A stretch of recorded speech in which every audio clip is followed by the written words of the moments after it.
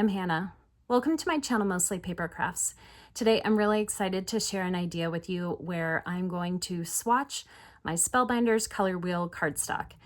The idea is basically take a 1-inch square punch and make a sample of each color and glue them to a piece of paper.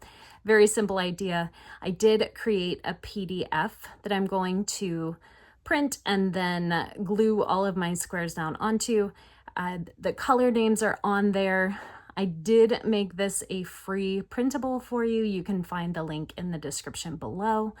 I also did a blank one so that if you have other cardstocks or pattern papers that you want to swatch, you could use that instead. Anyway, I hope this idea is helpful for you, and I am ready to get started.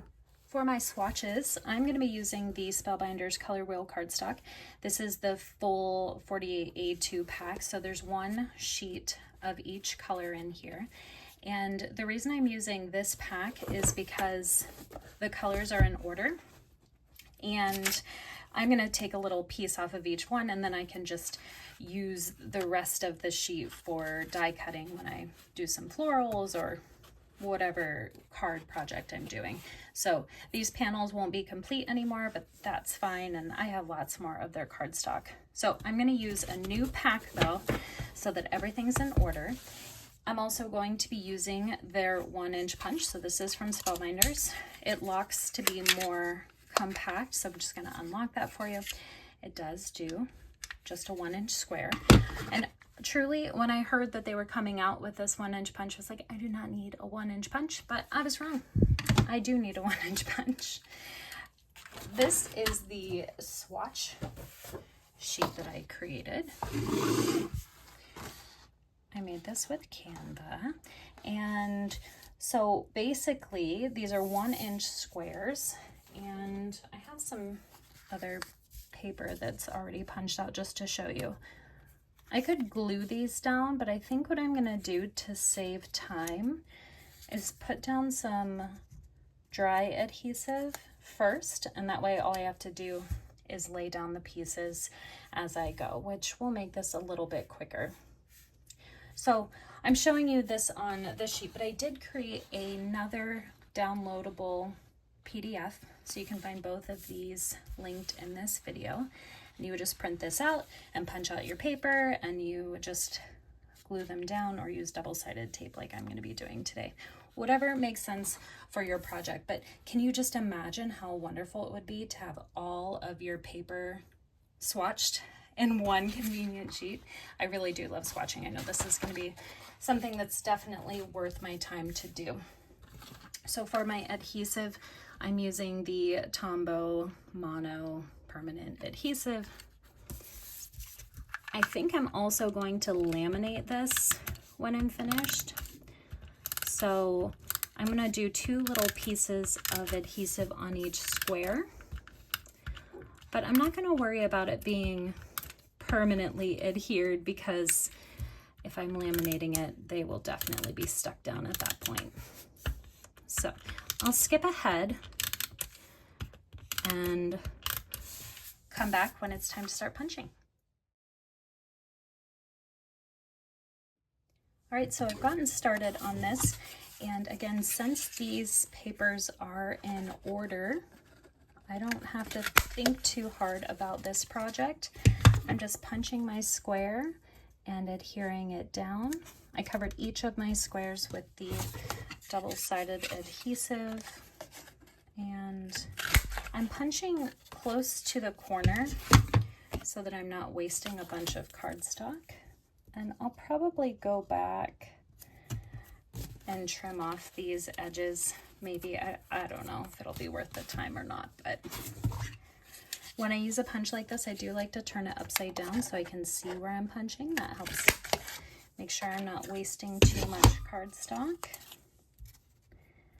And this is very quick and simple to do, and I think you can tell already it's going to be so beautiful when it's done. I'm using Spellbinders 1-inch square punch, but you could use a different 1-inch square punch, or you could just cut 1-inch squares to create your swatches. The punch isn't totally necessary here, but it does save time. Okay, isn't this beautiful? But I don't know if you saw me hesitate. This didn't seem right to me.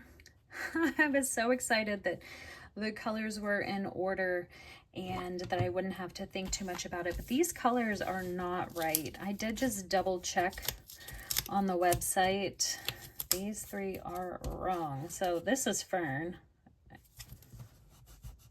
And then we've got Mint and Seaside. Mint is the greener one and Seaside is the bluer one.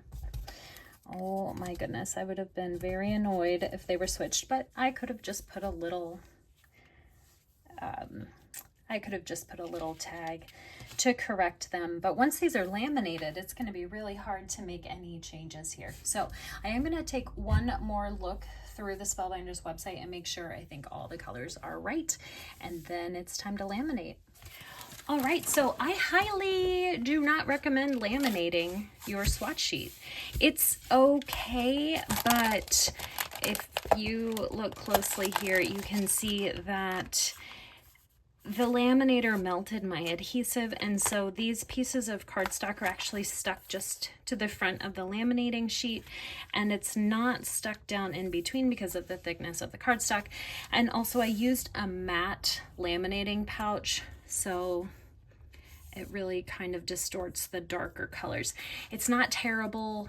It would have been maybe a little bit better if I'd used a glossy laminating pouch, but anyway, I ended up doing it again, and this time I just put it inside of a page protector, because without laminating it, the pieces could easily get caught on something because it's not a smooth surface. So this is the direction I would encourage you to go. If you are going to swatch, just keep it in a page protector, or if you're going to laminate, use a glossy pouch. Or if it doesn't bother you that the colors are distorted, do whatever makes sense to you.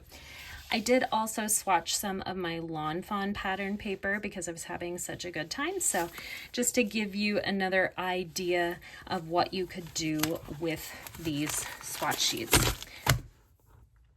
Thanks so much for joining me today. If this idea was helpful and you'd like to see more ideas from my craft room, I hope that you will like this video and subscribe, and I will see you soon.